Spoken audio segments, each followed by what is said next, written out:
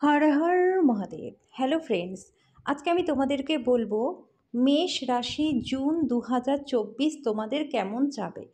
বন্ধুরা, মেষ রাশির সমস্ত জাতক জাতিকা, জুন 2024-এ তোমাদের শরীর স্বাস্থ্য কেমন যাবে, কেরিয়ারে কতটা উন্নতি তোমাদের হবে, চাকরি হোক বা ব্যবসা হোক কতটা সফলতা তোমাদের আসবে, ম্যারিড লাইফ কেমন যাবে, স্টুডেন্টদের কেমন যাবে, সমস্ত বিষয় নিয়ে ডেট ওয়াইজ এই ভিডিওতে আমি তোমাদের সাথে বিস্তারিতভাবে আলোচনা করব। তো অবশ্যই তোমরা ভিডিওটা শুরু থেকে শেষ পর্যন্ত মনোযোগ সহকারে দেখবে। বন্ধুরা, সবার প্রথমে আমি তোমাদেরকে বলবো, দেবগুরু বৃহস্পতি তোমাদের দ্বিতীয় ঘরে রয়েছে। দ্বিতীয় ঘরে দেবগুরু বৃহস্পতির অবস্থান খুব ভালো ফল কিন্তু এই জুন মাসে মেষ রাশি জাতক জাতিকা তোমরা পাবে। আর্থিক দিকটা খুবই ভালো রয়েছে। এই সময় তোমাদের অর্থ সঞ্চয় হবে, সেভিংস বাড়বে। জুন মাসে বাড়িতে শুভ মাঙ্গলিক অনুষ্ঠানও হবে। এই সময় যদি তোমাদের দীর্ঘদিন ধরে কোনো ঝামেলা ঝঞ্ঝাট থেকে থাকে, এবার কিন্তু সেটা মিটে যাবে। এমনকি কোর্ট কেস থেকেও তোমাদের এইবার জয়লাভ হবে। এই সময় তোমাদের শত্রু নাশ হয়ে যাবে। এই জুন মাসে তোমরা যদি লোন নিতে চাও তাহলে লোন নিতে পারবে, আর যদি লোন শোধ করতে চাও তাহলে কিন্তু শোধ করবার বিভিন্ন রকম রাস্তা তোমাদের জন্য তৈরি হয়ে যাবে। দেবগুরু বৃহস্পতির কৃপায় তোমাদের শান্তি তোমরা পাবে, মানসিক শান্তি পাবে। এই সময় তোমাদের ধর্মকর্মে রুচি হবে। তোমাদের ধার্মিক যাত্রাও কিন্তু এই জুন মাসে হতে পারে। এই সময় তোমাদের বিদেশ যাত্রাও হতে পারে, যাত্রার দ্বারা তোমরা যথেষ্ট লাভবান হবে। বাড়িতে সন্তানের জন্ম হতে পারে। যারা এতদিন ধরে সন্তান নিতে চাইছিলে, সন্তান হচ্ছিল না, এবার কিন্তু জুন মাসে তোমাদের সন্তান আসতে পারে। আর যাদের সন্তান রয়েছে তাদের সন্তানদের কেরিয়ারেও কিন্তু উন্নতি দেবগুরু বৃহস্পতি দেবে। শরীর স্বাস্থ্য ভালো থাকবে, পার্টনারের কেরিয়ারে উন্নতি হবে। পার্টনারশিপ বিজনেস যারা করো তাদেরও কিন্তু সময়টা বেশ ভালো। এই সময় লাভ রিলেশনে যারা যুক্ত রয়েছে তাদেরও সময়টা প্রচণ্ড ভালো কাটবে। এই জুন মাসে তোমাদের যারা লাভ রিলেশনে রয়েছে তাদের লাভ কাম অ্যারেঞ্জের সম্ভাবনা যথেষ্ট মাত্রায় দেবগুরু বৃহস্পতি তোমাদের দেবে। অবিবাহিত যারা রয়েছে তাদের জন্য বিয়ের ভালো প্রস্তাব আসবে। তোমাদের বিয়ে এই মাসে হয়েও যেতে পারে। বন্ধুরা, মেষ রাশির সমস্ত জাতজাতিকা ছোট থেকে বড় প্রত্যেকের ক্ষেত্রে কিন্তু দ্বিতীয় ঘরে দেবগুরু বৃহস্পতির অবস্থান প্রচণ্ড ভালো ফল আনতে চলেছে। এই মাসে তোমার যারা বেকার রয়েছে তাদের কিন্তু চাকরি লাভের যথেষ্ট মাত্রায় সম্ভাবনাও রয়েছে। সরকারি চাকরি যারা করো প্রমোশন ইনক্রিমেন্ট তোমাদের হবে। এমনকি যারা বেসরকারি বিভাগে রয়েছেও তাদের কিন্তু পদোন্নতির যোগ রয়েছে। এমনকি তোমরা চাইলে ভালো জায়গাতে এই সময় তোমরা কিন্তু অফার পেয়ে যেতে পারো চাকরির। তোমাদের এই সময় যথেষ্ট উন্নতি দেবগুরু বৃহস্পতি দেবে। ব্যবসা হোক বা চাকরি হোক উভয় ক্ষেত্রেই তোমরা লাভবান হবে। ডেইলি ইনকামে এই সময় তোমাদের বৃদ্ধি হবে। ছোট ব্যবসা করো কি বড় ব্যবসা করো, সমস্ত ক্ষেত্রেই তোমাদের লাভ দেবগুরু বৃহস্পতি দেবে।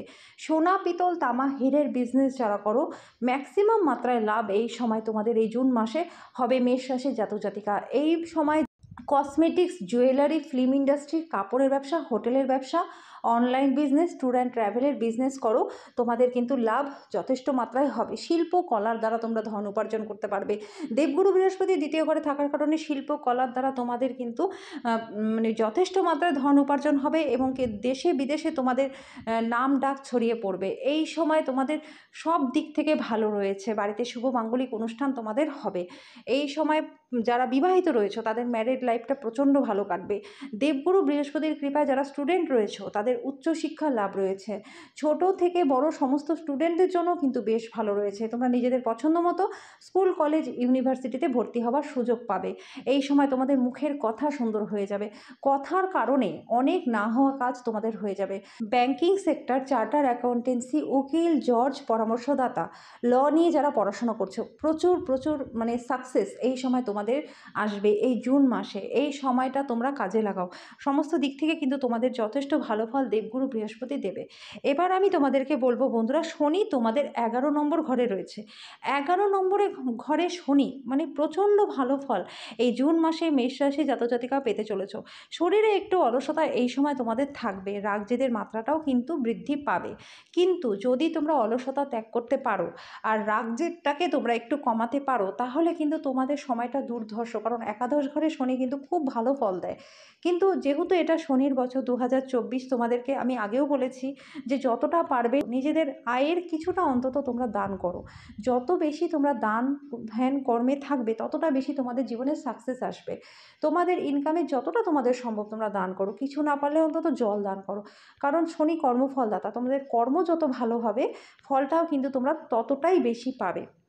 বন্ধুরা, এই 11 ঘরে শনি থাকার কারণে তোমাদের কিন্তু যাদের সন্তান রয়েছে তাদের সন্তানদের কোনো একটু সমস্যা আসতে পারে।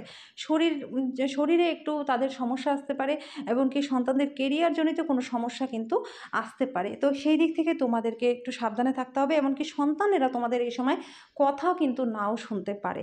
তো সেই দিকটা তোমাদেরকে দেখতে হবে। যারা লোহা, বজ্রী, তেল, কয়লা, সিমেন্ট, পেট্রোলিয়াম, খনিজ পদার্থ, এম ইট, টাইলস, মার্বেলের বিজনেস করো তাদের কিন্তু প্রচণ্ড ভালো ফলে এই সময় শনির কৃপায় হবে। এই সময় তোমাদের যারা online business, export import business করো তাদের জন্য কিন্তু সময়টা প্রচণ্ড ভালো। এই সময়টা তোমাদের বিভিন্ন দিক থেকে আয়ের নতুন রাস্তা শনিদেব তৈরি করে দেবে।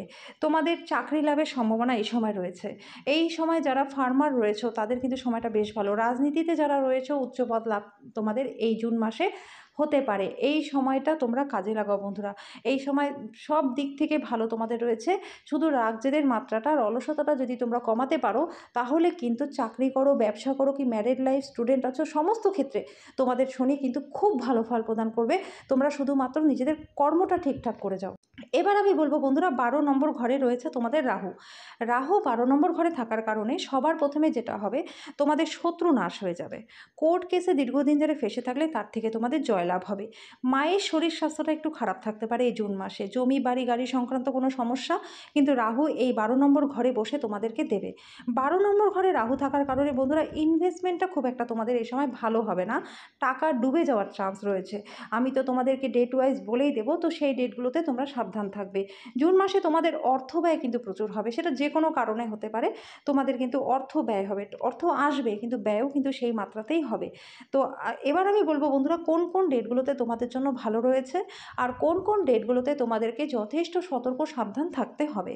সবার প্রথমে আমি তোমাদেরকে বলবো 3, 4, 5, 6, 7, 8, 9, 12, 13, 16, 17, 18, 22, 23, 24, 25, 26, 27, 30। বন্ধুরা, এই ডেটগুলো তোমাদের জন্য খুব ভালো রয়েছে।